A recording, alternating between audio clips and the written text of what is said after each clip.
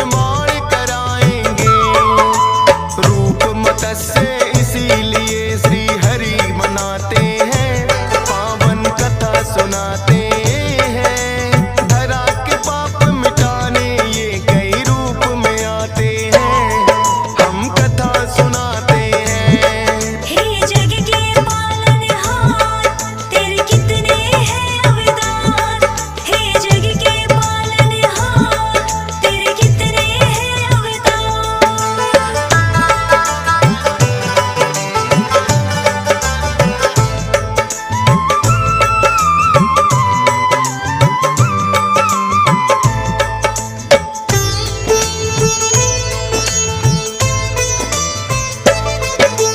दूसरा है अवतार आपका कच्छप बनकर आए।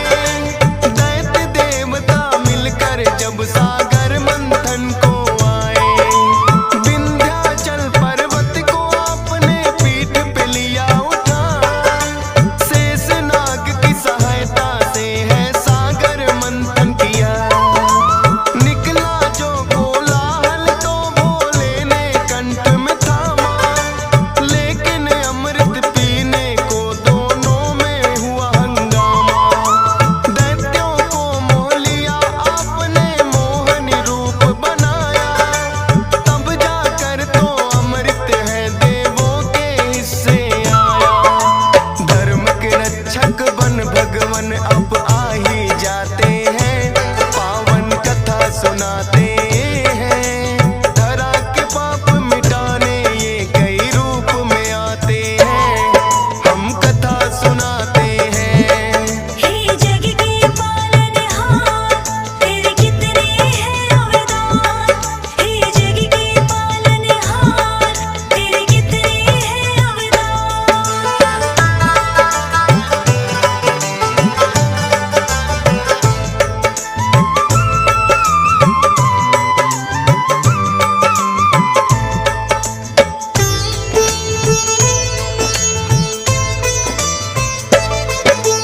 तीजा है अवतार आपका बनकर आए वरा। हिरणाक्ष दानव ने छिपा दी जो सागर में धरा। सभी देवता शरण में आपके फिर तो आए हैं। बना वराह का रूप धरा को वापस है लाए।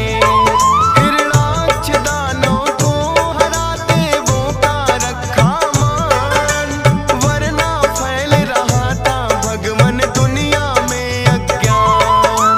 अपने दांतों बीच धरा को सागर से लाए। वराह अवतार की सभी देवता जय जय रहे बुलाए।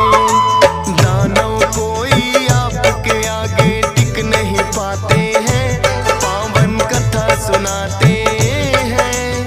धरा के पाप मिटाने ये कई रूप में आते हैं, हम कथा सुनाते हैं। हे जग के पालनहार, तेरे कितने हैं अवतार।